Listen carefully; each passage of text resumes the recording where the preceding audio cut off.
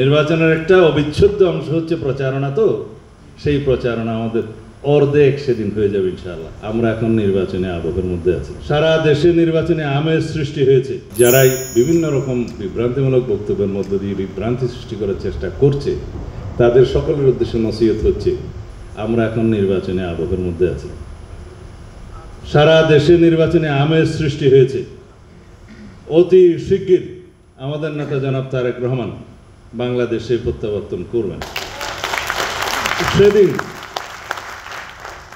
বাংলাদেশের নির্বাচনের সমস্ত কিছু প্রতিষ্ঠিত হয়ে যাবে ইনশাআল্লাহ।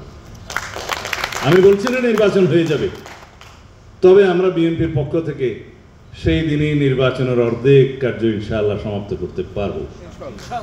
সেটা কি? সারা বাংলাদেশে আমাদের নির্বাচনের প্রচারণা হয়ে যাবে। নির্বাচনের একটা অবিচ্ছেদ্য অংশ হচ্ছে প্রচারণা। তো সেই প্রচারণা আমাদের অর্ধেক সেদিন হয়ে যাবে ইনশাআল্লাহ। তার প্রত্যাবর্তন হবে বাংলাদেশে সবচেয়ে অবিস্মরণীয় একটি ঐতিহাসিক ঘটনা।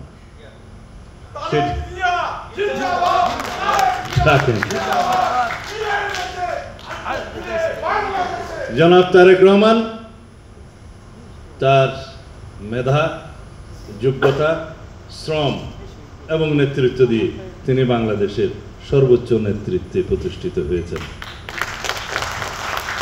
আমরা আমাদের নেতার সাথে আন্দোলন ফ্যাসিবাদ বিরোধী আন্দোলন সংগ্রামে ঘনিষ্ঠভাবে কাজ করতে যেয়ে আমরা যে পরিপক্কতা ওনার মধ্যে দেখেছি, এই জাতি ইনশাআল্লাহ তার নেতৃত্বে অনেক দূরে এগিয়ে যাবে।